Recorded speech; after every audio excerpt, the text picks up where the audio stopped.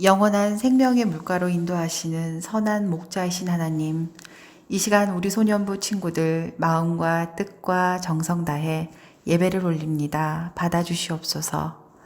한 주간 알게 모르게 지은 죄 깨닫게 하시고 회개하며 주님께 용서받아 다시는 죄 짓지 않게 하여 주시옵소서.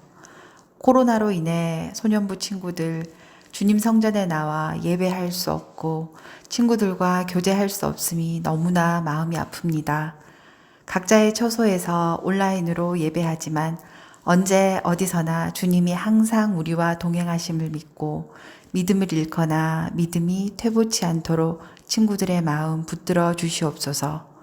코로나가 하루빨리 종식될 수 있도록 다시금 교회에서 예배의 기도 소리와 찬양이 울려 퍼질 수 있도록 긍휼과 은혜 베풀어 주시옵소서.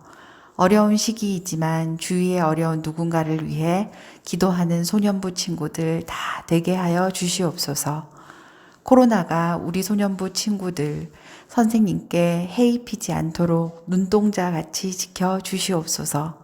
이 시간 말씀 전하시는 전도사님께 주님의 능력을 더딥혀 주시고 말씀 받는 아이들의 마음이 활짝 열리게 하여 주시옵소서.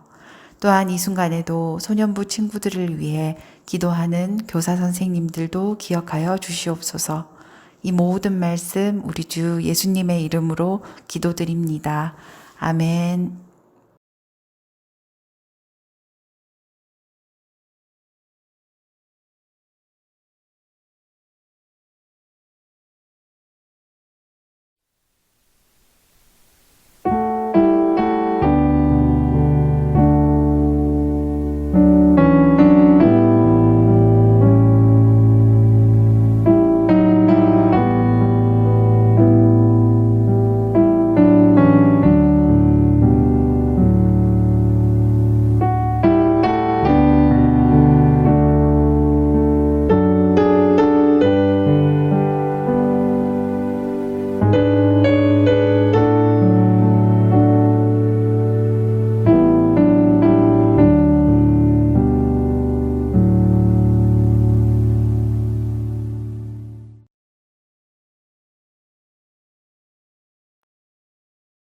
그들이 건너가 게네사렛 땅에 이르니 그곳 사람들이 예수이신 줄을 알고 그 근방에 두루 통지하여 모든 병자를 예수께 데리고 와서 다만 예수의 옷자락에라도 손을 대게 하시기를 간구하니 손을 대는 자는 다 나음을 얻으니라.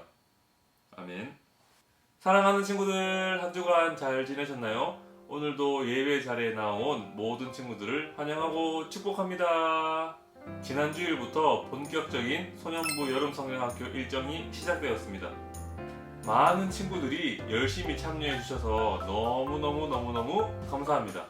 어려운 상황으로 인하여서 우리가 비록 함께 할 수는 없지만 그래도 주어진 자리에서 최선을 다해 하나님을 예배하는 친구들의 모습을 보며 참 감사하기도 했고 더 열심히 해야겠다 그러한 마음의 동기부여도 생겼습니다. 오늘은 지난주에 배웠던 창세기에서 한 걸음 더 나아가 봅시다. 출애굽기입니다. 창세기를 이루는 두 가지 기둥 무엇이었나요? 비포, F4. 비포는요 창조, 타락, 심판, 분산. F4는요 아브라함, 이삭, 야곱, 요셉. 야곱의 허리에서 나온 사람이 모두 70이요 요셉은 애굽에 있었더라. 요셉과 그의 모든 형제와 그 시대의 사람은 다 죽었고 이스라엘 자손은 생육하고 불어나 번성하고 매우 강하여 온 땅에 가득하게 되었더라. 요셉의 초대로 애굽 땅에 정착하게 된 야곱의 가족들은 시간이 흐를수록 점점 더 많은 사람들이 생겨나기 시작했습니다. 그리고 이제 애굽 온 땅에 가득하게 됩니다. 애굽 땅의 원래 주인 바로왕은 이러한 이스라엘 백성들의 모습을 보며 두려움에 빠지기 시작합니다. 자, 우리가 그들에게 대하여 지혜롭게 하자. 두렵건대 그들이 더 많게 되면 전쟁이 일어날 때에 우리 대적과 합하여 우리와 싸우고 이 땅에서 나갈까 하노라 하고. 자, 그래서 이제부터 이스라엘 백성들은요 행복 끝 고생 시작입니다. 고난의 하루하루가 시작됩니다. 애굽의 노예가 되어버린 거예요.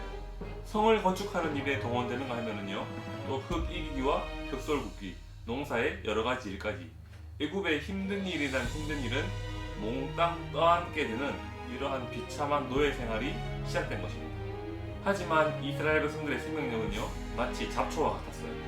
밟으면 밟을수록 또 뽑으면 뽑을수록 점점 더 퍼져가는 잡초처럼 이스라엘 백성들은 더욱더 번성하여집니다. 애굽의 왕은 도저히 지켜볼 수 없었어요.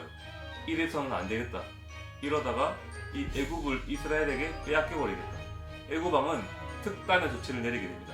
작전명: 이스라엘의 모든 아들을 죽여라. 지금부터 태어나는 모든 이스라엘의 아들들은 나일강에 던져버리라고 이렇게 명령을 내리게 됩니다. 귀엽고 천사 같고 사랑스러운 이 아이들을 강물에 던져버리래요.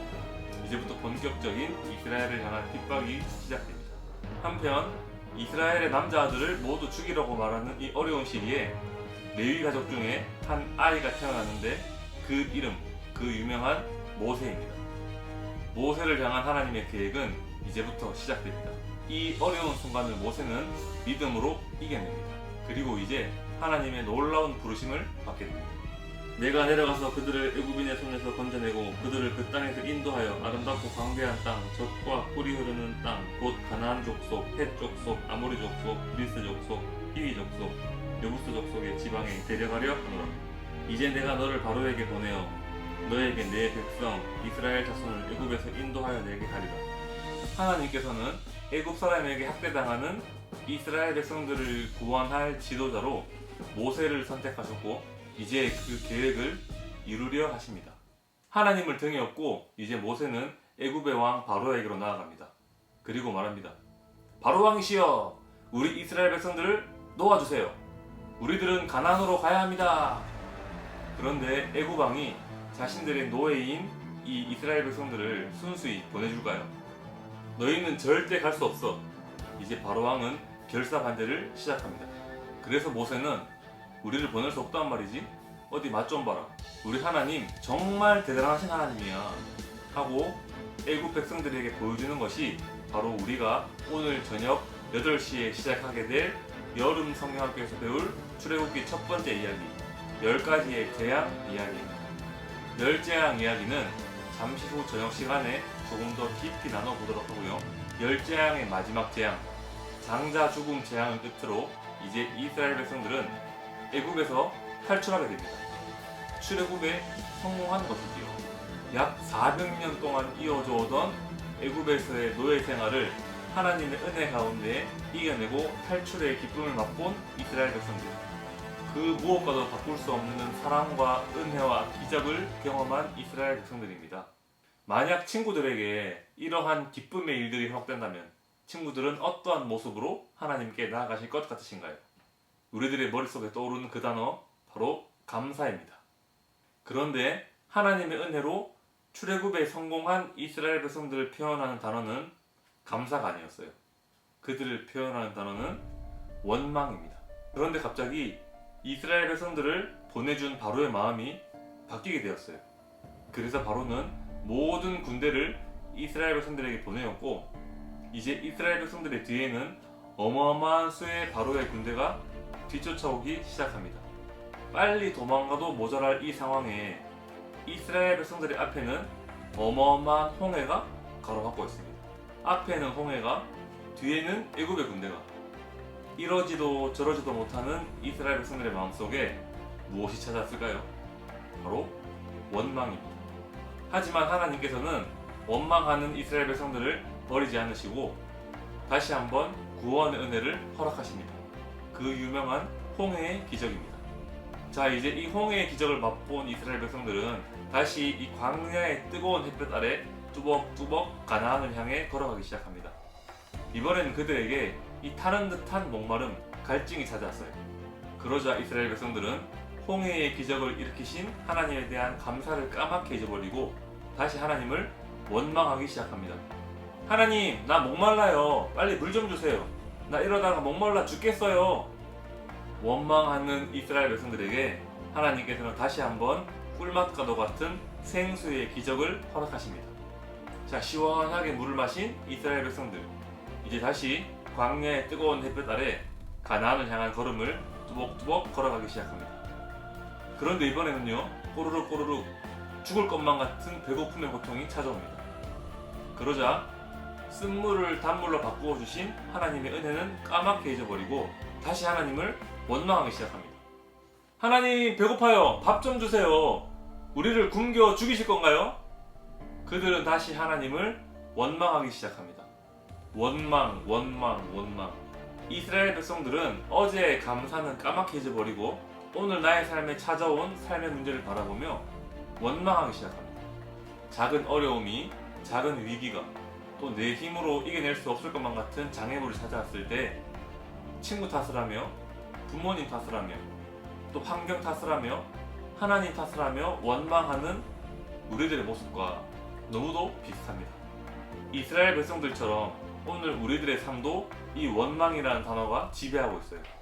우리들의 삶을 가로막고 있는 이 원망의 깊은 수렁을 그렇다면 우리들은 어떻게 극복할 수 있을까요? 오늘 하나님의 말씀 속에서 그 정답을 발견하기 원합니다. 그들이 건너가 게네사렛 땅에 이르니 그곳 사람들이 예수이신 줄을 알고 그 근방에 두루 통지하여 모든 병자를 예수께 데리고 와서 다만 예수의 옷자락이라도 손을 대게 하시기를 간구하니 손을 대는 자는 다 나음을 얻으니라. 아멘.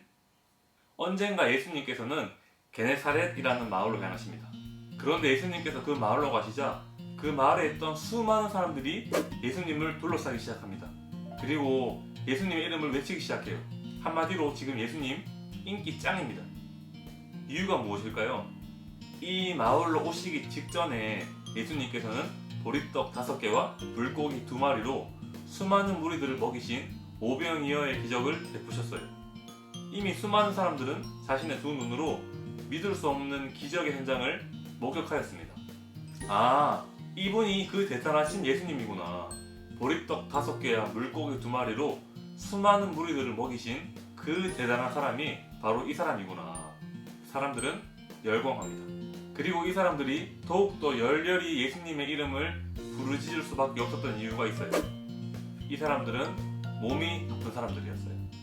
이 마을로 오시기 이전에 예수님께서는 회당장 야이로라고 하는 사람의 딸을 고치러 가시던 길에 혈루증, 아픈 병에 걸린 여인을 만나셨어요. 그런데 이 여인은 저분이 예수님이시구나. 저분이라면 내가 12년 동안 달고 살았던 이 혈루증, 아픈 병이 치료될 수 있겠구나. 그 여인은 예수님께 달려가서 예수님의 옷자락을 만지기 시작합니다. 친구들, 우리 한번 생각해 봅시다. 아픈 사람이 옷자락을 만진다고 해서 병이 낫게 될까요? 인간적인 생각으로는 이해할 수 없는 행동입니다. 하지만 이 여인은 예수님의 옷자락을 만지기 시작합니다. 이유가 무엇일까요? 예수님이시라면 나의 이 아픈 몸을 치료하실 수 있다는 확신이 있었기 때문이에요. 예수님의 옷자락만 만져도 구원을 받을 수 있다고 생각한 이 여인에게 예수님께서는 말씀하십니다. 딸아, 안심하라. 내 믿음이 너를 구원하였다. 이 기적과도 같은 이야기가 아마 게네사렛 사람들, 특별히 이 병자들에게도 전해졌던 것 같아요. 그래서 예수님께서 자신들의 마을에 오자 그 마을에 있던 수많은 몸이 아팠던 사람들은 예수님께로 달려가서 예수님의 겉옷과 예수님의 옷자락을 부여잡고 예수님의 이름을 외치기 시작합니다. 예수님, 제발 제 아픈 몸을 치료해 주세요. 모든 사람들이 이러한 행동을 비웃는다고 하여도 아니 어떻게 옷자락을 잡는다고 병이 나을 수가 있는 거야. 손가락질하고 이해할 수 없는 행동이라고 말할지라도 그들은 예수님을 향하여서 간절하게 부르짖습니다. 예수님은 분명 나를 구원하실 수 있다. 예수님은 분명 나를 치료하실 수 있다. 그들에게는 구원에 대한, 치료에 대한 확신이 있었기 때문이에요. 사랑하는 친구들, 다시 구약의 이야기, 출애굽기로 넘어옵니다. 지금 이 홍해가 이스라엘 백성들을 가로막고 있어요. 그들이 왜 감사하지 못하고 원망했을까요? 하나님께서 이 홍해의 기적 앞에 우리를 구원하실 것이라는 확신이 없었기 때문입니다. 이미 10가지 재앙의 하나님의 놀라운 구원의 은혜를 경험한 이스라엘 백성들이지만 그들은 확신을 가질 수 없었어요. 그러자 그들의 인생을 뒤따르는 것은 불평이고 원망이고 저주였습니다. 사랑하는 친구들, 예수님의 옷자락을 붙잡았던 모든 사람들은 단 한 사람도 빠짐없이 모두 구원받았어요. 한 사람도 빠짐없이요. 예수님의 옷자락을 붙잡았던 혈루증 여인 구원받았습니다. 확신을 갖고 예수님을 찾았던 수많은 사람들을 예수님은 결코 외면하지 않으시고 모두 만나주셨고 구원 또 치료의 은혜를 선물로 허락하셨어요. 비록 원망으로 나아갔던 이스라엘 백성들이지만 하나님께서는 그들에게 홍해의 기적을, 또 마라의 쓴물 기적을, 또 만나와 메추라기의 기적을 허락하셨어요. 그런데 오늘 친구들의 힘으로 이겨낼 수 없을 것만 같은 장애물들, 어려운 일들, 위기의 순간이 찾아왔을 때 하나님을 원망하지 않고 예수님의 옷자락을 만났던 혈루증 여인처럼, 게네사렛 마을의 수많은 사람들처럼 구원에 대한 확신을 갖고 예수님께 나아간다면 예수님께서는 분명 친구들에게 우리가 상상할 수 없는 크고 놀라운 은혜와 축복을 허락하실 거예요. 사랑하는 친구들, 그 은혜의 축복의 주인공들이 우리 소년부 친구들이 될 수 있기를 간절히 소망하고 기도합니다. 하나님께서는 원망을 바라지 않으십니다. 하나님께서는 구원에 대한 확신을 오늘 우리들에게 요구하십니다. 세상 사람들이 보기에 예수님의 옷자락을 붙잡는 이러한 행동 이상하게 보일 수 있지만 저는 구원에 대한 확신을 갖고 예수님의 옷자락을 붙잡는 인생을 살아가겠습니다. 오늘 이러한 귀한 고백을 선포하는 친구들이 될 수 있기를 간절히 소망합니다.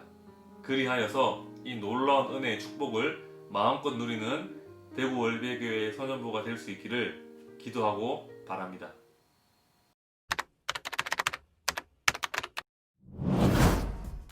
네, 친구들 광고 잠시 하고 설교를 마치도록 하겠습니다. 잠시 후 저녁 8시 실시간 생방송으로 진행되는 여름 성경학교 두 번째 출애굽기 시간, 맛있는 출애굽기가 시작됩니다. 특별히 우리가 함께 라면을 먹는 시간이 있거든요. 친구들의 최애 라면, 친구들이 가장 좋아하는 라면을 하나 꼭 준비하세요. 그래서 함께 맛있는 라면도 먹고 또 함께 맛있는 하나님의 말씀도 나누어 보는 은혜 넘치는 귀하고 복된 여름 성경학교 두 번째 시간 될 수 있기를 간절히 소망합니다. 그럼 전도사님은 저녁 8시 유튜브에서 친구들을 기다리도록 하겠습니다. 네, 그럼 잠시 후에 만나요. 네, 기도하겠습니다. 아버지 하나님 감사합니다. 구원에 대한 확신을 갖고 예수님께 달려간 수많은 사람들처럼 오늘 나의 인생에도 구원의 은혜로, 구원에 대한 확신의 은혜로 충만할 수 있도록 주님 함께하여 주시옵소서. 감사합니다. 예수님 이름으로 기도드립니다. 아멘. 네, 주기도문 드리고 예배를 마치도록 하겠습니다.